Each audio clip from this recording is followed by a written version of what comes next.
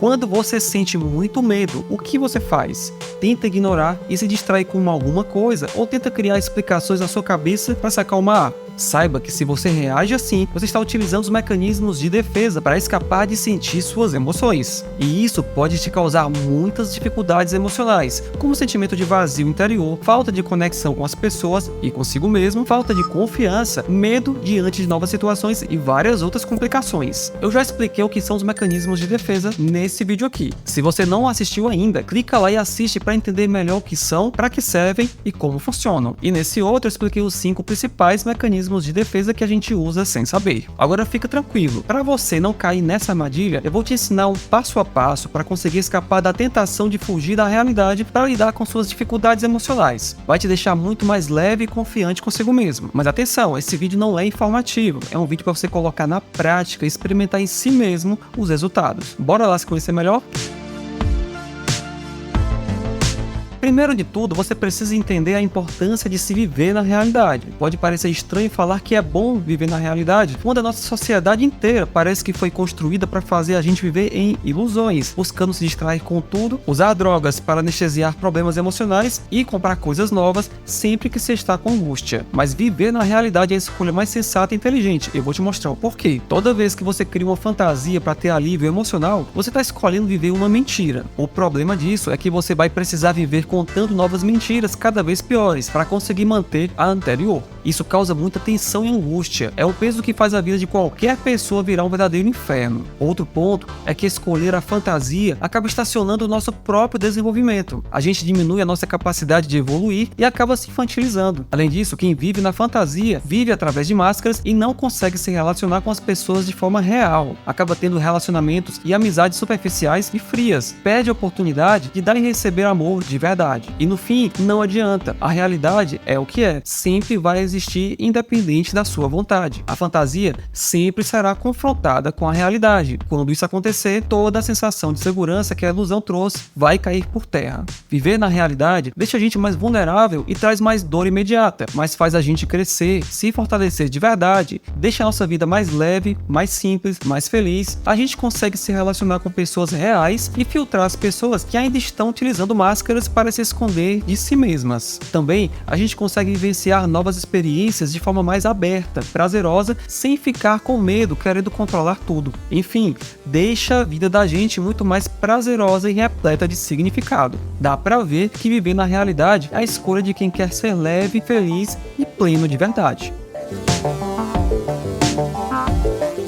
Na maioria das vezes, os mecanismos de defesa são usados quando você se depara com uma situação ou impulso que causa um sentimento de ameaça à sua identidade, trazendo ansiedade e angústia. A identidade é uma ideia muito importante para as pessoas. Ela permite a cada um de nós ter uma compreensão sobre nós mesmos e sobre o nosso papel no mundo. O problema é que as pessoas tendem a acreditar nas mais variadas crenças e incorporar na sua própria identidade. Crenças que podem ser facilmente derrubadas por uma descoberta científica nova ou por uma mudança social. As pessoas geralmente fazem isso para conseguir tranquilidade emocional, fazendo parte de um grupo que traz segurança e conforto, ou mesmo como forma de dar sentido ao mundo. Essas são coisas muito importantes para o ser humano e ajudam a trazer conforto emocional. Mas se for feito de forma inconsciente, a gente vai passar por situações de sofrimento sempre que essas crenças que não se baseiam na verdade forem confrontadas. E cedo ou tarde vão ser. Freud dizia que a fuga é o instrumento mais seguro para se cair prisioneiro daquilo que se deseja evitar. Então fica a nossa escolha: o caminho largo para tentar viver na ilusão e preservar falsas crenças, ou o caminho estreito de abraçar a realidade como ela é, mesmo sentindo a dor do crescimento. E aí, qual é a que você escolhe? Depois de muito sofrer para aprender a lidar comigo mesmo, eu descobri que o melhor modo para evitar sofrimentos deste tipo é escolher bem quais são as crenças que eu incorporo à minha realidade, e eu escolho bem poucas. Saiba que dá para ir podando as crenças sem fundamento que a gente incorporou à nossa identidade sem saber, e também dá para fortalecer as crenças mais reais. Lembre que a nossa melhor defesa é se manter o mais firme possível no caminho do que é verdadeiro, no caminho da lucidez. Por isso é importante que as bases destas crenças estejam com os pés bem firmes na realidade. Vou te dar um exemplo. Um religioso acredita firmemente na história que contam sobre o seu guia espiritual. Porém, a ciência revela provas documentais de que aquela história era a mesma de vários outros guias antes dele, se tratando apenas de um simbolismo. O religioso irá se sentir profundamente ameaçado e terá algumas das reações dos mecanismos de defesa que eu citei aqui nesse vídeo aqui. Então agora a gente precisa aprender a escolher as crenças que nós podemos incorporar na nossa identidade e quais as crenças a gente deve tirar de lá.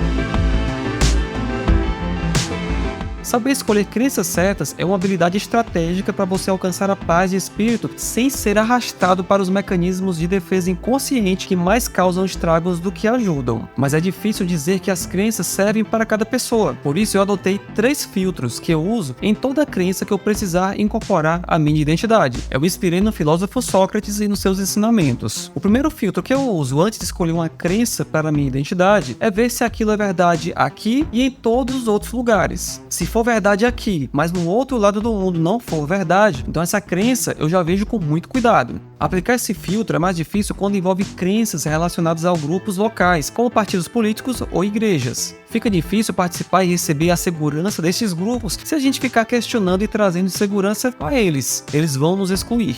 Mas dá para conciliar as verdades universais com cada um destes grupos. Por exemplo, se uma igreja fala de Cristo, é sensato reduzir suas crenças ao amor de Cristo, que é o maior ensinamento. Assim, se um muçulmano questionar sua igreja, a história de Cristo, você pode afirmar tranquilamente que o seu compromisso é no amor que ele ensinou, que esse é o verdadeiro fundamento. E amor é uma crença universal em todas as religiões. Confie em mim, isso vai te economizar tanta aflição que você nem imagina. O segundo filtro é ver se é bom. Se é bom aqui e se é bom em todos os outros lugares. Se você incorpora uma crença que é boa para você, mas causa danos ao outro, é óbvio que você vai ser confrontado por isso cedo ou tarde. Por exemplo, acreditar que não tem aquecimento global pode ser conveniente ao seu grupo de amigos ou aos seus interesses, mas vai trazer dor de cabeça toda a vida que você lê dados científicos mostrando o contrário. O terceiro filtro é perceber se esta crença se manifesta na sua realidade. Se eu não consigo perceber nem sentir aquela crença, por mais verdadeira e boa que ela seja, eu não incorporo a minha identidade, até que ela se manifeste como realidade na minha vida. Eu faço isso porque acreditar em coisas que eu não consigo ver, nem sentir e nem provar me traz um nível de insegurança muito maior. Então, para resumir, é verdade em todo lugar do mundo? É boa para mim e para todas as outras pessoas? Faz parte da minha realidade? Se sim, para todos eles, então essa crença pode ser incorporada à minha identidade se eu desejar. Ao usar esses filtros, você vai perceber que é preciso questionar. É como cuidar ativamente do seu jardim, selecionando com cuidado tudo que vai ser plantado e arrancar tudo que é erva daninha que jogaram ali sem você ter percebido. É o início de começar a tomar as rédeas da sua própria vida. Mexer com crenças incorporadas à identidade é um processo que exige esforço, causa medo e ansiedade também. E tá tudo bem, é normal que seja assim. Mas existe uma forma de a gente lidar com o medo, a angústia e a ansiedade: o acolhimento. Olha, não adianta, eu não conheço nenhum outro modo de lidar com emoções que funcione tão bem quanto o acolhimento sincero. Você precisa entender que não adianta ignorar as emoções se você tiver medo e jogar para debaixo do tapete. Elas sempre vão voltar para te assustar depois. Eu encaro as emoções mais ou menos como professores. Elas sempre nos trazem mensagens e lições que apontam o caminho para onde a gente deve melhorar. Por exemplo, se você sente raiva porque uma pessoa te ofendeu, a raiva está te dizendo que você foi atacado em um ponto de fragilidade, uma parte que não está bem resolvida no seu ser, mas que agora ela passou a estar revelada para você. Assim você vai poder ter a chance de melhorar. O melhor jeito que eu descobri é agradecer a outra pessoa por mostrar essa fragilidade e ouvir cada uma das emoções e sentimentos que você está sentindo. Apenas ouvir tudo com atenção e compreensão. Se puder, anote. Só ao fazer isso, você já vai sentir um alívio emocional imediatamente. É quase milagroso. Você precisa experimentar para ver. Depois você compara o que você sentiu com a realidade e aí você terá insights valiosos sobre como agir dali para frente.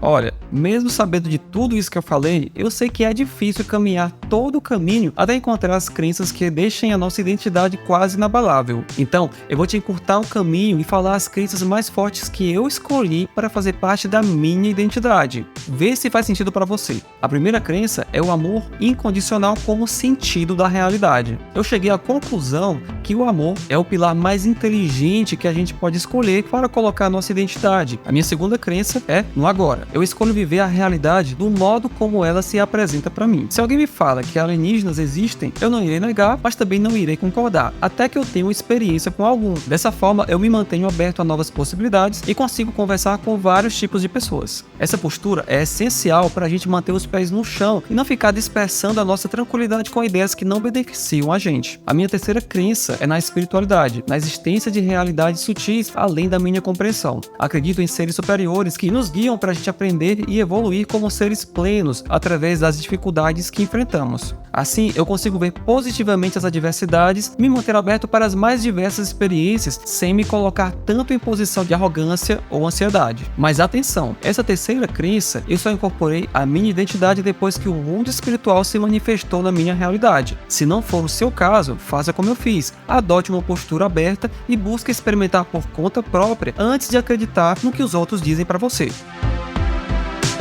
Neste vídeo eu ensinei como fazer para se libertar dos mecanismos de defesa e agir de forma cada vez mais consciente na sua vida. Aqui eu coloquei as lições mais valiosas que eu aprendi, então ponha em prática na sua vida também. Se você assistiu o vídeo até aqui e ele te ajudou de alguma forma, considere se inscrever e deixar um comentário contando a sua experiência ao superar algum trauma emocional. Para doações, deixe o Pix na descrição. Um grande abraço e até o próximo vídeo.